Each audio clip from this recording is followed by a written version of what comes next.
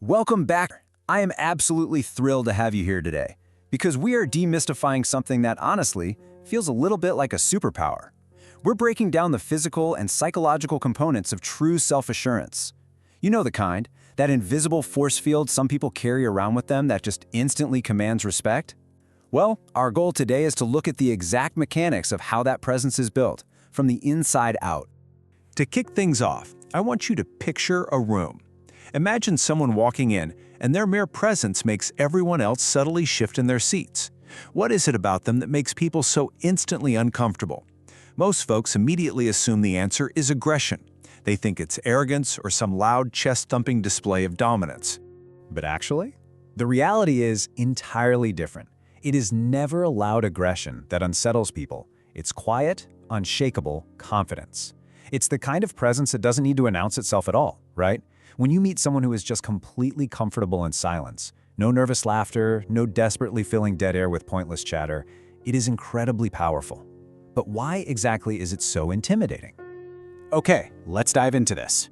The source of this intimidation really comes down to something called the mirror effect. Research out of the University of Kent reveals this fascinating dynamic. Highly confident people aren't necessarily more competent than anyone else. They're just deeply secure in their decisions. And because they genuinely don't need external approval, they inadvertently hold up a mirror to everyone else's insecurities. It creates this wildly unbalanced dynamic. You might be looking for validation, but they aren't. They know their worth without needing you to confirm it, and you feel that contrast instantly. So how do we actually get there? Let's move to Section 1, the internal foundation, mathematical self-trust. Here is the secret. This kind of magnetic presence isn't something you're just magically born with. It's something you systematically build. And what's really interesting here is how it actually boils down to a shockingly simple equation, your say-do ratio. Think of your self-trust kind of like a bank account.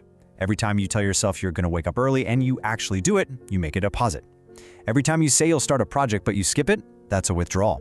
Your subconscious is constantly tracking this math. When you treat your word to yourself as absolutely unbreakable, you subconsciously build an invisible force field of deep internal security. Let's move right along to Section 2, the physics of presence, signaling security without aggression. This isn't just abstract theory, it's literal biology. Your mind and body are locked in this continuous feedback loop. For instance, San Francisco State University found that students taking a math test actually perform better simply by sitting up straight rather than slouching. Why? Well, because slouching physically tells your nervous system that you're in danger. Sitting upright and expanding your lung capacity gets way more oxygen to your brain and literally tells your nervous system, hey, we're safe, and we are in control even in super high-pressure situations.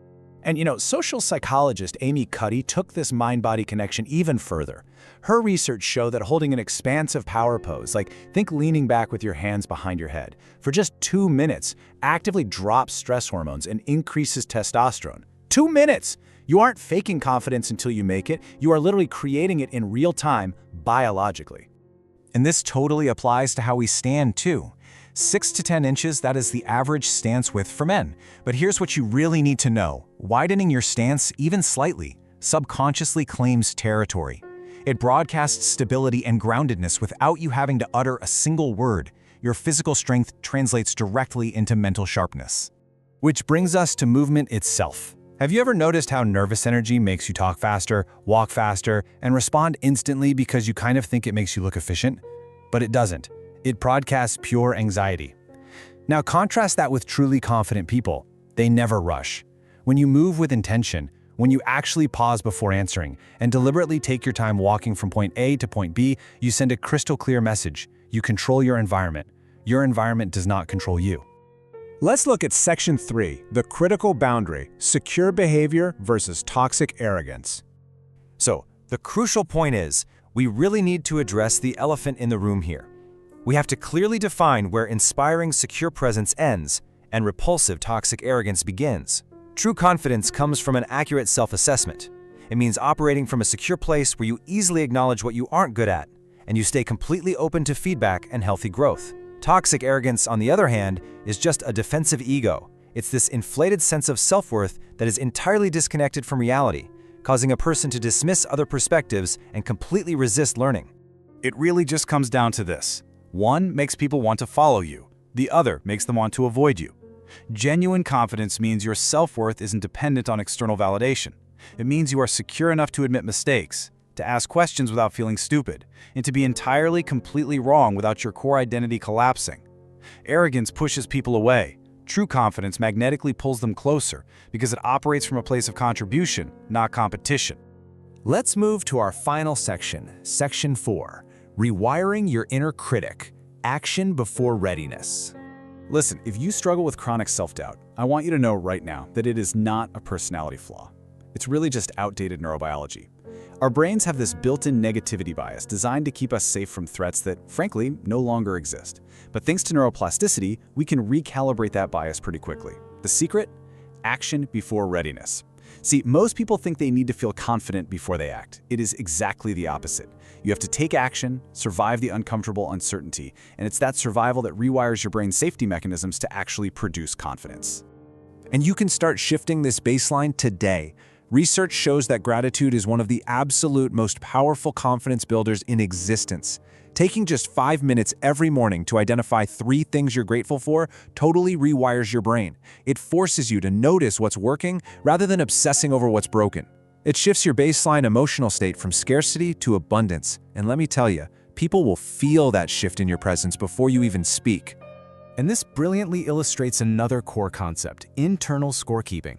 Unshakable confidence does not come from sitting around waiting for a big promotion or a round of applause. It comes from stacking invisible daily wins. You kept a daily promise to yourself? That's a win. You finally had that difficult conversation you've been putting off? Win. You showed up today even though you were exhausted? Huge win. When you break long-term goals down into daily targets, you build undeniable evidence of your own capability. And evidence beats motivation every single time. When you build that kind of internal evidence, your physicality just naturally follows. Sustained eye contact, composed facial expressions, unblinking stares, these aren't conscious, weird intimidation tactics. They are simply the natural byproducts of internal certainty. When you finally stop wasting all your energy trying to manage how other people perceive you, your face simply reflects that deep, unwavering calm. So, I want to leave you with this final, provocative thought. Will you keep waiting to feel ready, or will you start keeping score with yourself today? It is time to stop apologizing for taking up space. It is time to stop performing for approval. Go out there and build an internal foundation of value so undeniably solid that no external circumstance can ever shake it. Thank you so much, and I will see you next time.